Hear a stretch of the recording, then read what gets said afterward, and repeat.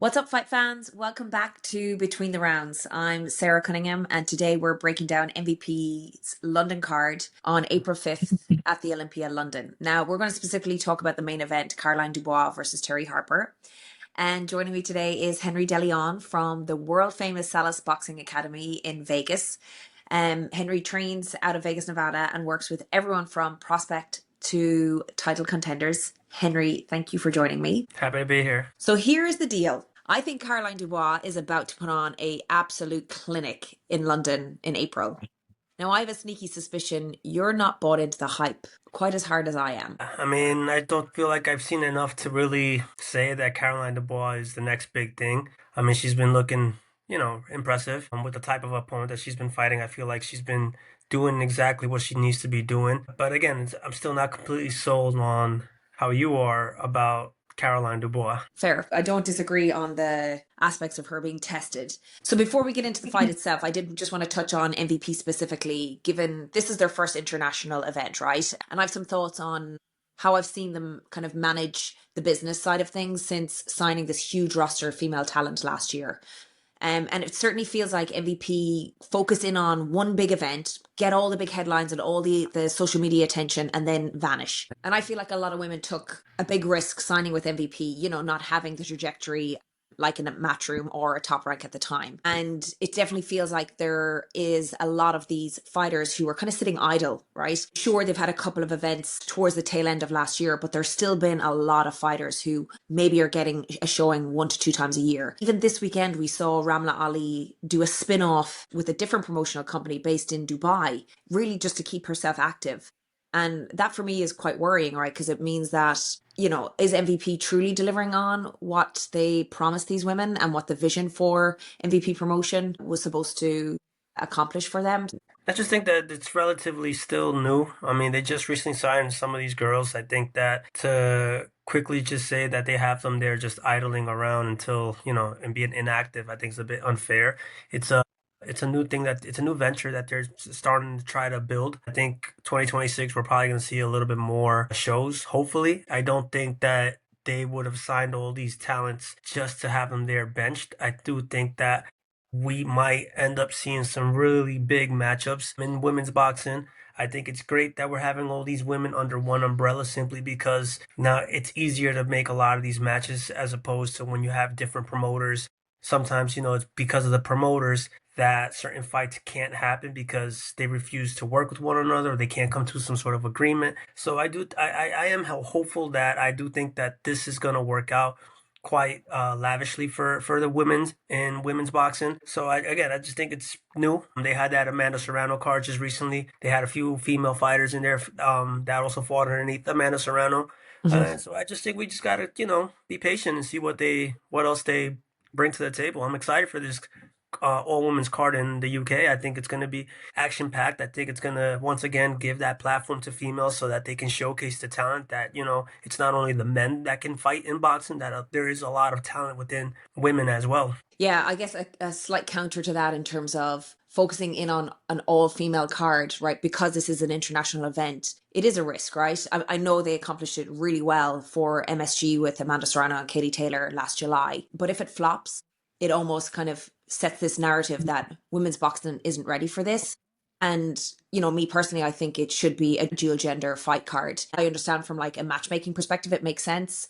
But I do worry about that long term. But let's hope, right, they put on some show-stopping performances, and this could be absolutely massive for women's boxing. And I think I just think that it's a little bit unfair to just kind of say that, I think it's, what if it flops? I mean, not everything's going to be perfect. I think that they have the right talent on this card.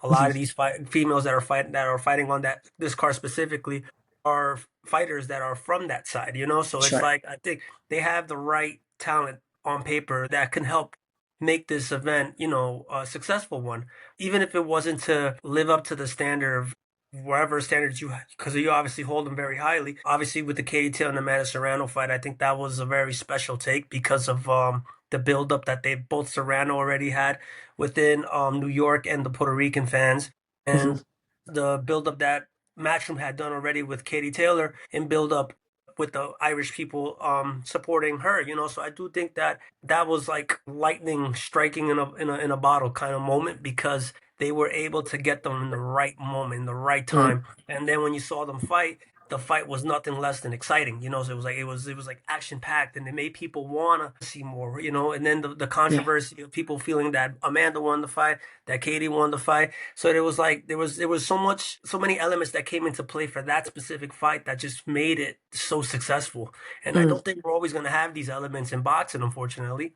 But it does not mean that most of these fights or these cards could potentially, you know, Mm. be successful. Yeah, I just had wished that they had put like a Chantal Cameron or, even a Ramla Ali or though some of them who were a little bit more idle since July, right? Because they put such a show-stopping event on that maybe December show could have been a little bit more prominent with more talent. And similarly, yes, of course, the fight night in Puerto Rico was great. Could they have put more on that show? But again, it does come down to they're not there yet. We can just hope for a stronger future. Okay, let's get into the main event. So we have Caroline Dubois versus Terri Harper for the WBC and WBO lightweight unification. Now I'm going to say Caroline, for me, is the future of women's boxing. She is levels above Harper, and I truly feel like April 5th is going to be her moment and her time to shine. What is it about Caroline Dubois that has you so sold on her though? Like, what is it that you've seen that just makes you feel like this is the next big thing for women's boxing? For me, given she is Olympic pedigree, right? She was part of Team GB for 2020 Olympics. So she has a huge elite amateur background. She's a southpaw with pristine fundamentals. Her last fight in Miami against Camila Panada, that was a masterclass in what an Olympic level skill looks like in the pros, right? So she's been able to transfer that really, really well. Her jab has been called one of the best punches in all of women's boxing. And I truly believe that just to see it in action. She's got really good defense movements, right? We often see people coming in from the amateurs, they use a lot of their footwork to have defense movement. She's been able to kind of develop both. I couldn't really see that Panada was able to land anything really that clean on her. And even in the 7th round, right, we had boom, that massive counter backhand, and Panada hit the canvas. And here's the kicker with that particular performance, in that Caroline Dubois scored herself a B minus for that performance. So she believes she could have done more. I think there were moments in it that I felt like she could have done more, but she's sending out a message to that division that she is one to watch, because if that's the benchmark that she's setting for her performance, we've only got better to see from her. Well, yeah, I mean, again, it's like not to take nothing away from her. She's talented. She knows how to fight. She has that amateur background, that amateur pedigree. But again, it's like, again, the fight, specifically her last fight with Camila Panada, I feel that she was supposed to look the way she was supposed to look. I think that, again, when you have a one-dimensional fighter like Panada that only knows how to fight one way, of course, you have someone who has that Olympic pedigree that can definitely shine in that specific situation, because again, stylistically, that's just naturally what's going to happen. Again, I don't think that I've seen enough of her to really be like, okay, yes, she's the next big thing. I would like to see her being challenged and how she handles being challenged. I do think that how you call it, Terri Harper, again, she has the experience. She's pretty much what we would consider a vet in the sport already. She has the experience to challenge Dubois in certain ways that Panada wasn't able to challenge her. So therefore, it's going to be interesting to see the adjustments that Caroline makes in this fight. It's going to be interesting to see how the experience that Terri Harper has, how she's able to, you know, challenge the newcomer in Caroline Dubois. So again, So I'm not completely sold, but I am excited to see what she can do. so do you feel like Caroline's being fast tracked too quickly into a No, no, no. unification? In women's boxing, I don't think fast track exists simply because the talent pool isn't as big as the men's division right now. Mm. I think that she's moving along exactly how she's supposed to be moving along. She's doing exactly what she needs to be doing with the opponents that are being put in front of her. I just think that again, it's like I want to see her being challenged a little bit more. I want to see her, you know, see how she adapts and makes adjustments, and whenever she's dealing with complications, I want to also get a glimpse of like what her mentality is when things get rough or when she's in a tight spot. Like Mm. those are the things that I like to see, and see how fighters overcome these moments. So again, we've yet to see that. Caroline Dubois has been seeming pretty dominant as to this point, but And yeah. you think that Harper's the one to be able to do that? To be able to Uh, test her in that way? well, look, Harper has experience. Harper has experience. Harper's been in there with big names already. She's been in there. She's experienced being dropped, coming back from being stopped. She's experienced bouncing back. So like I feel like Terri Harper has that hunger in where she's trying to rebuild herself again. So Mm. what better way to rebuild yourself than to knock off this potential prospect that they're trying to build right now in Caroline Dubois. So I think Terri Harper just has that mental edge in where she might see this as a one final opportunity for her to get herself back into the on the right track again of her career. And obviously, I feel like she's going to go out there with everything and going to try to seize the moment. So I do think that because of that, she could potentially hold some challenges for Caroline Dubois. Yeah. I mean, she is the first British woman to win titles in three weight classes. So, I'll give her that. I do think there's a lot of demons that she will be confronted with when she feels the power from Dubois, similar to what she experienced with Alicia Baumgardner and that knockout that happened. And I do think in that moment, then when they fast tracked her into the welterweight division with Sandy Ryan, who also stopped her, there was quite a pattern forming there, right? So she has taken time to rebuild herself. But when we think about who's going to, whoever wins this fight, right? Obviously, if it's Caroline Dubois, fantastic. She moves on to the unification. But Harper gets her get back, right? If for some way, shape, or form she manages to get past Caroline Dubois, which could be interesting, right? What are your thoughts on Alicia Baumgardner? I think Alicia Baumgartner is, a very skillful, very talented fighter. I'm just going back to the comment on how you said that, it's being said that Caroline Dubois has one of the best jabs in women's boxing right now. I would counter that and say that, I personally think Alicia has one of the best jabs in women's boxing. I think Clarissa Shields has one of the best jabs in boxing. So for them to be saying that about Caroline Dubois, I mean that's kind of a high standard to give her, So, I think Alicia has skillfully, she's a great, phenomenal fighter. Since that knockout with Terri Harper, we have not seen that devastating power like that again. But you can see the skills, you can see the IQ that she has. She's always fun to watch. I personally think she's one of the best ones right now in that division.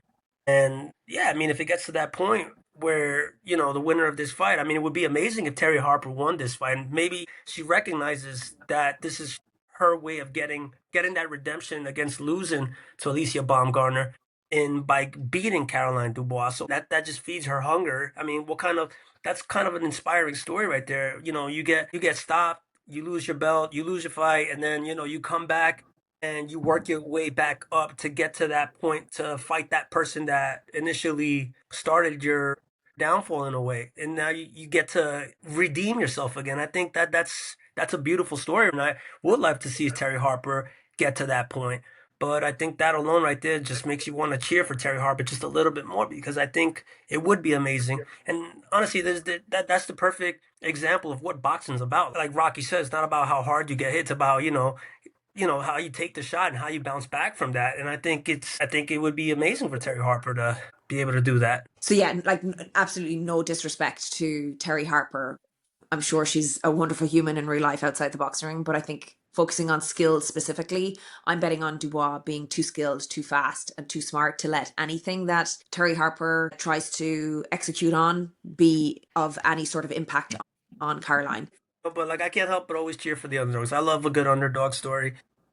Okay, so you are edging Terri Harper, or you still think Caroline is going to come through with it? I mean, again, on paper, I think Caroline should win this fight, but again, that's not gonna stop me from cheering for the underdog. I want the underdog to get her moment again, let her come Yeah. back up and showcase that, it is possible to redeem yourself in boxing. Well, either way, it's going to be a awesome fight night in London in April of 2026. So excited for it.